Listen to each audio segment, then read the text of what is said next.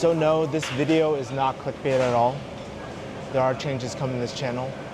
Something I've always struggled with was knowing when to quit, and I think knowing when to quit is pretty hard. And if you guys don't know, currently in Asia, I'm in Malaysia right now. I'm at this like Malaysian cafe, kind of like a cha chan tang, but for like Malaysian people. Delicious, by the way. Totally have my ChatGPT notes over here.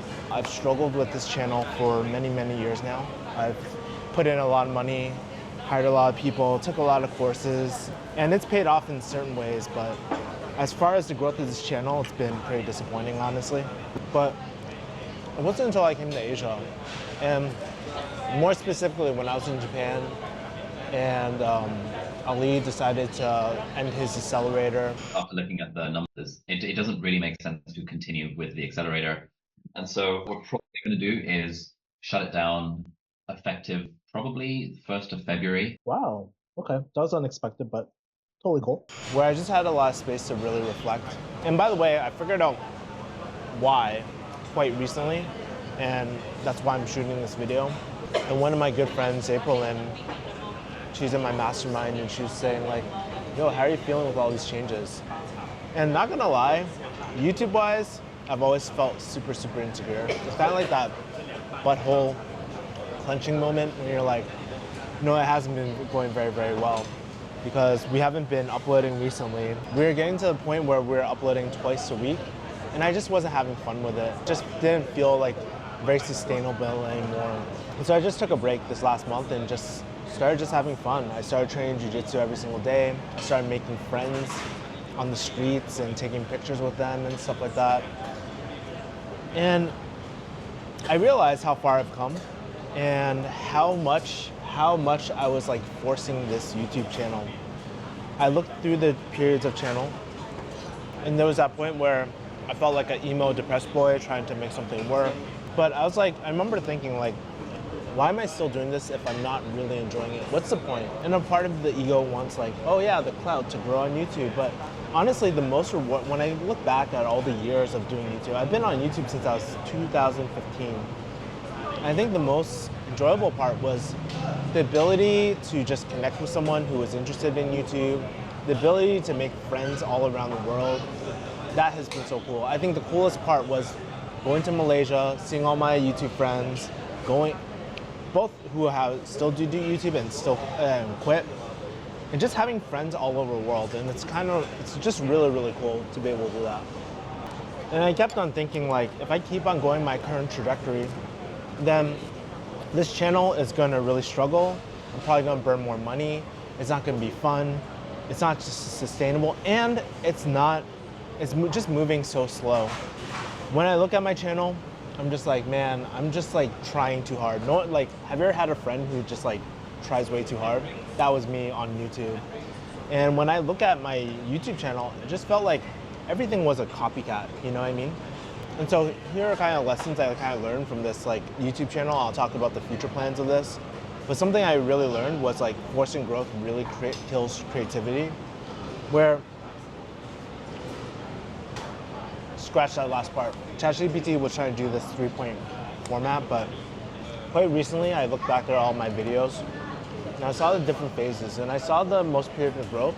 There's other factors too, like not so many people were on YouTube back in the day, but the period where it felt so fun, so sustainable, was probably like when I was living in the YouTube house and living in K-Town.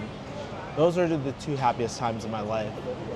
And I realized like part of that growth, honestly, was just the relationship that I had with you guys. I didn't overthink my hooks, overthink my thumbnails, and all that. I mean, still that stuff is really, really important. But I think for the goals for this channel is that I just want to make friends and just show the behind the scenes of me kind of growing my, thank you, appreciate it. Got some chicken wings. I think show you the behind the scenes of like, oh, growing my business to 100K per month, trying to retire this year, being a wannabe ABB with all these Kevin Nguyen chains that are probably fake. They're not fake, they're just gold-plated. But I want to show behind those and like kind of show the more jokesy side and trolly side and ABB D-Gen in me that my friends get to see. I make a lot of future jokes, probably a lot of jokes that will get me canceled and stuff because I am a millennial. And so like when I look back, I feel like the best growth just came when I was like enjoying myself. And so that's when I had a session with my friend April Lynn. You have a lot of skills. You already know this, and we've already touched upon this, but there is a lot about you that makes you unique. You are also a highly skilled individual, and you have a very unique set of skills together. And just want to validate that based off of everything, you definitely have the potential to make a very successful YouTube channel and brand. And I totally agree. It's something I've been thinking about the whole time. And so for this channel, it's just going to be a personal channel. I'm just going to post on here. I'm going to try different things. It'll be kind of like my artist date for my videos. The content will just be like good, fun vibes. Future Kevin here. What's up? So I just actually finished watching April Lynn's killer video.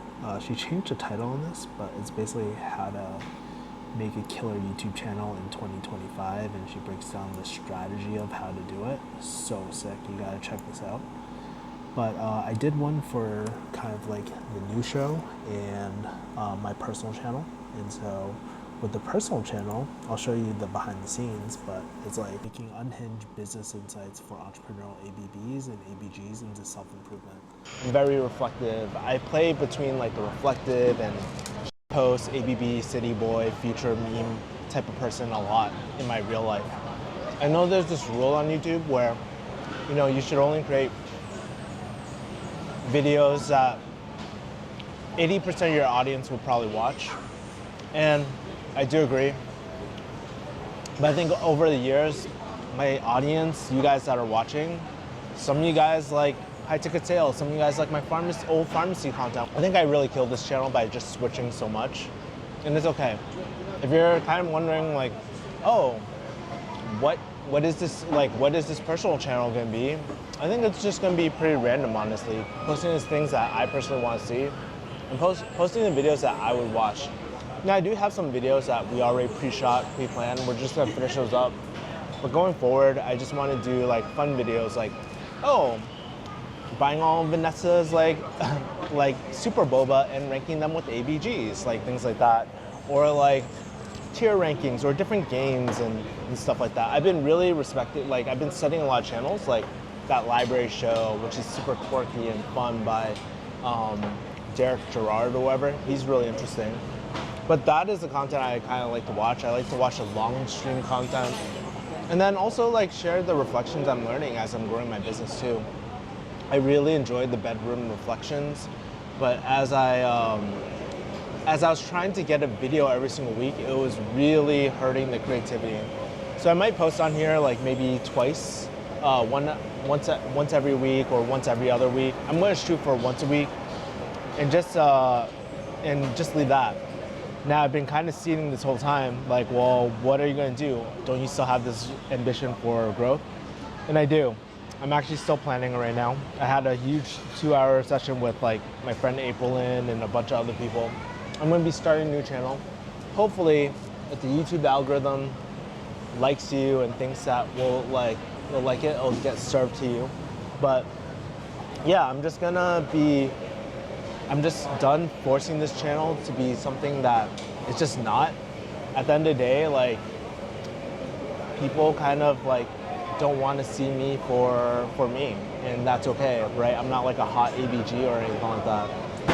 But I'm just gonna treat this like my personal playground and the artist, like kind of like the artist way, just no overthinking, no pressure, and just posting what feels fun to me in the moment, which really was why I wanted to do YouTube in the first place. And if it grows, cool. If I make money from it, that's cool too. But if it doesn't, hey, I'm okay with that. I just realized that I'm pretty much like, if I live like to 80, I'm almost halfway done with my life. I'm gonna die in like 40 years, dude. If not sooner, from some weird, like, I don't know.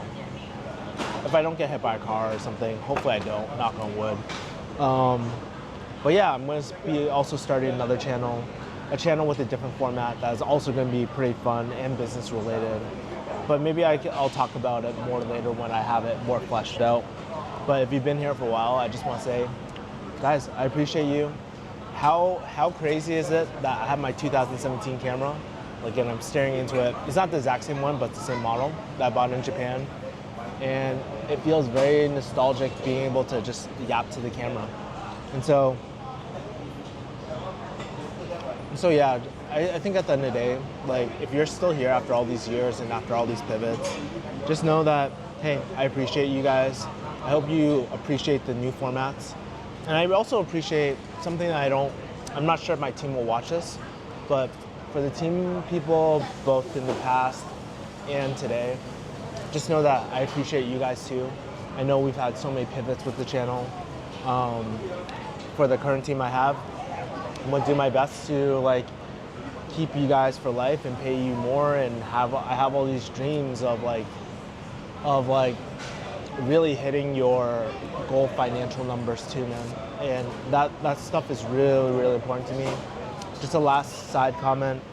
I think, like, one of the things that really solidified that in my mind was, like, when I promised my friend Seaman, she met Chris Do recently. She's also a big YouTuber. Her stuff is beautiful. But, like, I promised her, like, hey, one day I'm gonna introduce you to Chris Do. And guess what happened 2 years later? It happened. And so for me, keeping my word is very, very important. And I want to be able to fund that through this YouTube channel. And even if I have to self-fund that, that's okay.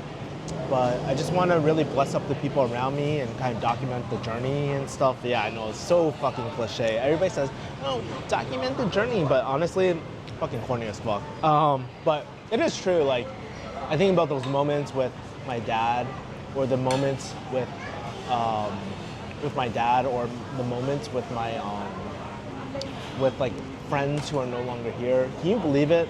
There's people on my channel that I've shot that are gone. They passed away, which is so crazy. That stuff blows my mind, and that's why I'm like, okay, I want to start vlogging more. I want to start capturing more of these moments, because these moments are just so special. And I want to capture these moments of, like, me trying to get to 100K. Just to let you guys know, like, I hit a huge milestone, like, last month, where I hit, like, 40K. I'm exaggerating. I gotta do less of that. Probably like 35K per month. And that was cool, but then I lost all my clients, and now I'm back to zero. Well, not zero completely, but hopefully I'll catch you guys in the next video. I love you guys. Take care. Peace, my people. Forgot to take a thumbnail.